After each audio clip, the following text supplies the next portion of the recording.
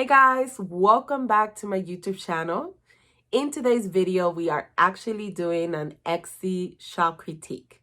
And this is one of the many critiques that I be doing for free for the entire year. So if you are interested in getting a critique of your Etsy store and you're struggling with sales or maybe you're struggling with SEO, make sure that you sign up today. I will leave the link below the video as well as in the comments section.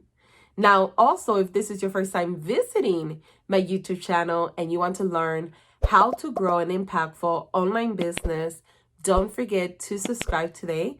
Don't forget to show me some love by liking this video and leaving a comment below. So I'm going to head over to my computer to start the critique. I'll see you there.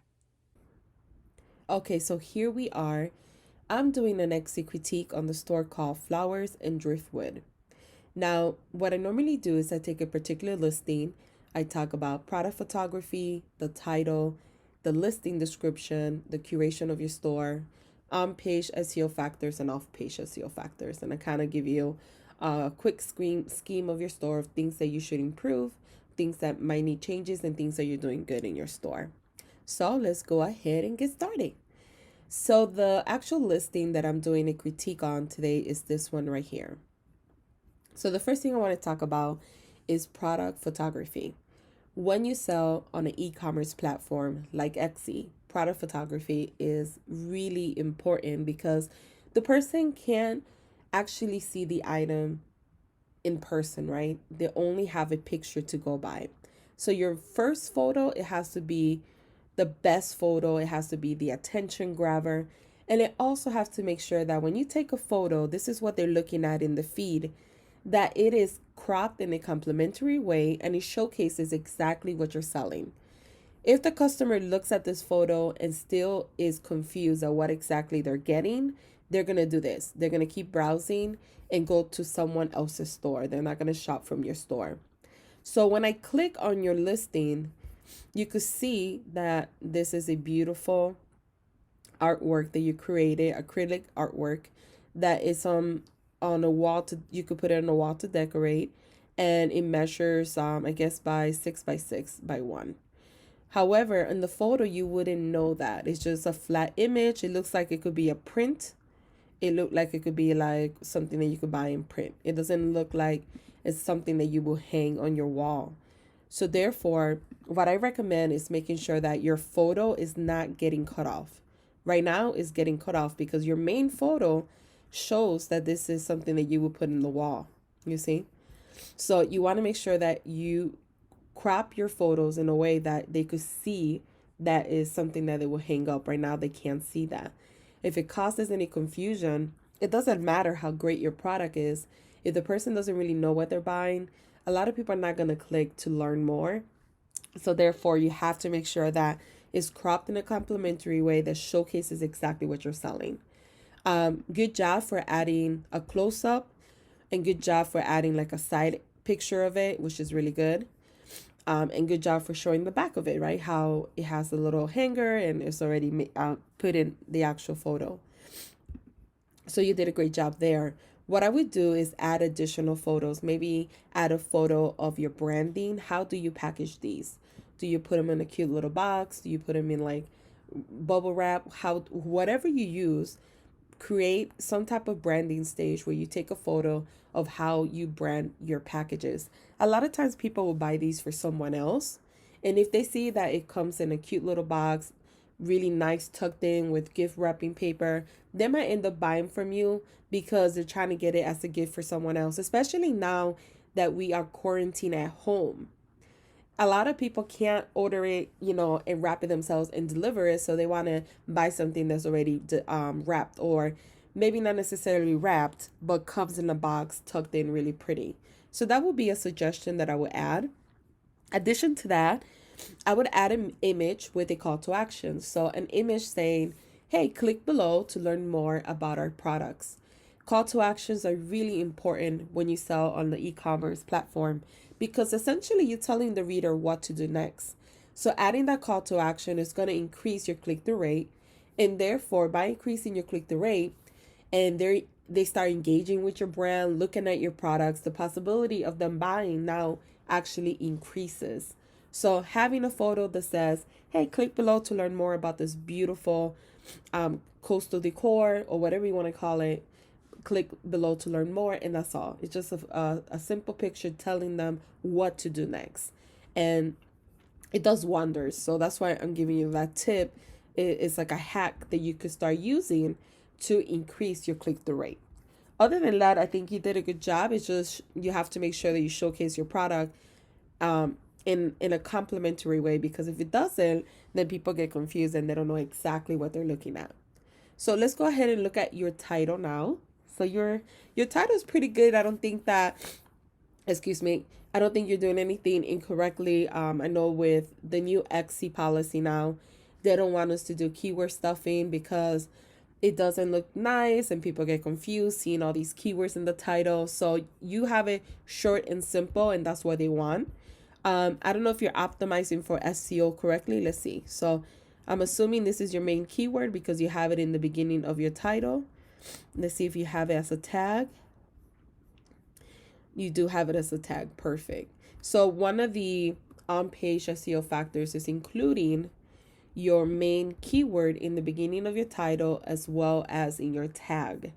And that's how Etsy knows what your products is about. That's how they name your actual listing page with that name. It becomes part of your URL. So you did a good job there. Let's go ahead, look at your SEO, and then we'll come back to your actual listing description. So I'm using eRank. I recommend you guys, if you have not used them, to sign up for eRank. Is a great tool. You could do keyword research. You could do market research. You could do a lot of things with this tool. The best part, you could start for free, and later on, if you want to upgrade, you could pay $10 more and upgrade to the pro version. So this is the keywords that you're currently using. One thing that I would recommend doing is making sure that you're targeting your ideal customer. Looking at your keywords, it looks like you're just using a lot of different keywords, but are they really targeting your customer, right? So the first thing I would do is do some keyword brainstorming. So just sit down with a piece of paper and write down 10 to 15 keywords that describes exactly what you're selling. If somebody will go ahead and search for these keywords in Etsy and they were searching for your product, what type of keywords would they use? And then when you take those 10 to 15 keywords, what you're going to do is you're going to use eRank, and you're going to go to Tools, Keyword Explorer, and you're going to go through each keyword and you're going to do a keyword search. You're going to see how much average monthly search it gets, what is the competition, how many clicks does it get. What you want to do is have an average monthly search of at least 500 and up, and a competition of, I say 30 and down. That's like the sweet spot. The lesser the better. If you do a competition that has like this much, like 50,000 or more, it becomes almost impossible for you to be found in the search results. So for instance, if you type in coastal decor on Etsy, there's 162,000 people using that particular keyword. So your listing is really going to be buried somewhere in the search results. And if you were to run an Etsy ad, your cost per click is going to be very high due to the fact that you're competing with so many people. So unless your item became a bestseller, if it didn't, it's going to be buried in the search results if you're not running ads. And if you run ads, your cost per click is always going to be higher. So just keep that in mind. So making sure that you're using keywords that are not super competitive, that you're using keywords that describes exactly what you sell. You could do long tail keywords, which usually have a lesser competition, and stay away from keywords that are too broad. So a keyword that's broad is unusual art. That's too broad. It doesn't really describe your item. And when you use keywords that are too broad, this is why many people say, well, I get a lot of views, some people like, but no one's really buying. It's because you're showing your product to everybody and anybody, but you're not really targeting to the people that are searching with an intent to buy your particular product. So therefore, keywords like this and this one, I would even boho decor, these are too broad for what you're selling right now. So I would get rid of them and really look at your product and say, okay, what exactly am I selling? right? If this is acrylic painting, or you say here has been created using paper acrylics, play with those type of keywords, with keywords that it describes your item, with keywords that describes the materials that are in your item, and then go from there. But definitely we'll remove these anyways here because they're too broad, all of these four right here. And is this a really gypsy decor? Do you really think it is? Do you think gypsies will be buying this type of product? Always think about that. Like, your target audience is who's going to buy from you. People that don't care about your products won't buy from you. So just keep that in mind when you're doing your keyword research. But I would suggest to do it over and redo your keywords. I think the only one that I kind of feel like might be a good fit is this one, only because of the coastal decor. It kind of has like the blue field color. The only issue with that one is too broad, is too competitive, excuse me. It's a little bit broad as well because this is not, your store is not like coastal decor, but it does kind of match with this. I understand why you were going with these three right here. So definitely work on your keywords, but only use keywords that describe exactly what you're selling, that your target audience will search on Etsy to find your product. And once you have those new keywords, what you want to do is the keyword that has the most search volume with the least competition out of the 13 keywords, that's going to be your main keyword, your focus keyword. You will put that in your title as your main keyword. Every other keyword, what you would need to do is optimize your listing for SEO. So looking at your listing description right now is a bit too short. Two, you don't have it optimized for SEO. Yes, you have the keywords up here, like you're stuffing keywords, but you don't have it like organically how Etsy wants it. Also keep in mind that the first 155 characters is your meta description. That's what people see when they search your products on Google. And right now you have three keywords. You have bathing suit, coastal decor, and beach themed decor. And then it starts with this cute little piece because that's pulling from your listing description right here. So what you want to make sure is that your first 155 characters, it has your actual keyword, your focus keyword. It has a short description of whatever you're selling, follow with some sort of call to action. So that way when people are looking at it on Google, it'll say, check out this beautiful bathing suit coastal decor, click below, click to shop now, or click to learn more. And it entices that person that's reading and found you on Google to go ahead and click to learn more about your products. So definitely adding that call to action is going to help you. Another thing I would do is make sure that you give more details on your listing description. Keep in mind, SEO is how they find you. Your photo is what makes them want to click to learn more. And your listing description is what sells them, is what makes them close out the sale. When they read the listing description, it should include everything and anything they need to know about that listing. It should include the size, which you have it. It should include when it's going to be shipped. It should have every information in here. That way they make an informed decision and they know exactly what they're getting. But I would definitely write a more engaging listing description. I will also include, if you have any questions, feel free to reach out to us. Because that's important to start implementing great customer service. If they see that and they happen to have some sort of question, that they most likely will feel more comfortable reaching to you because of the fact that you have it in there. But writing a little bit longer listing description is going to be beneficial for you as well. And making sure that you optimize it for SEO, because right now you have them up here, but you don't have all 13 tags on your listing description, so you definitely need to optimize it for SEO. So let's go back to your main shop. And I do feel like you do have good branding in a way. If I saw this image here, this one and this one, it does have that feel that's coming from the same buyer, which is really nice.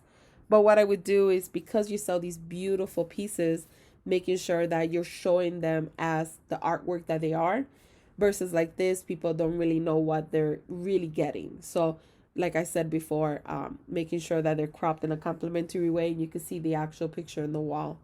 I think that Great job for having a photo of yourself. And not sure if this is your logo. I would invest in a logo in the future. If you have the time to either do it yourself using like a software like Canva, or investing someone to make you one that's just for you. Only because you could use that logo to use it for your Instagram account. You do have the same photo, which is good. You have that consistency so people don't get confused if they find you on Instagram. But you definitely need to invest in a logo. That's what I would recommend. If you want to scale your business to the next level and possibly keep growing, it is important to have logos as well. Another thing is a banner. This is beautiful, but a banner that maybe showcases your best feature. Like if these are your feature items, because these are the most popular, maybe having that up here. You could also promote your social media handles, and I recommend starting an email list. So having some type of lead magnet or opt-in form where people could sign up to join your email list. That's really, really important. It doesn't matter whether you didn't do it and now it's late, start it today. Collecting emails is really important for your business. I looked through your store earlier today and I don't see that anywhere. I don't see that you're asking people to join your email list. That's how you get repeated customers to come back. That's how you grow your sales. That's how you learn about email marketing. But you definitely need to add some sort of opt-in form where they get a discount or they get something for free in order an exchange for an email. So I will get started with that as well. Great job for having the update here about not being able to ship to certain countries. I think that's important. So you have it right up front when people walk in. You have great reviews. So I won't talk about customer service because I think you're doing an excellent job there. And you have updates of what you have done. I mean, they're a couple months old now, 3 months, 5 months. So you've done a couple, so that's really good. Let's go back. And you have your About Me section here.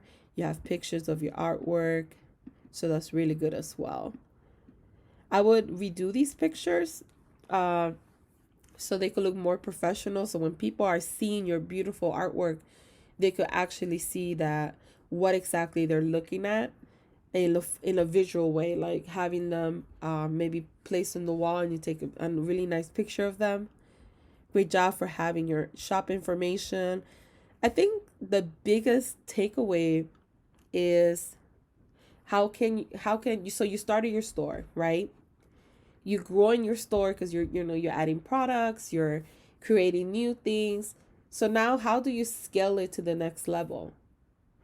What can you fix today that will make your store look better and scale it to the next level? So let me get a logo, right?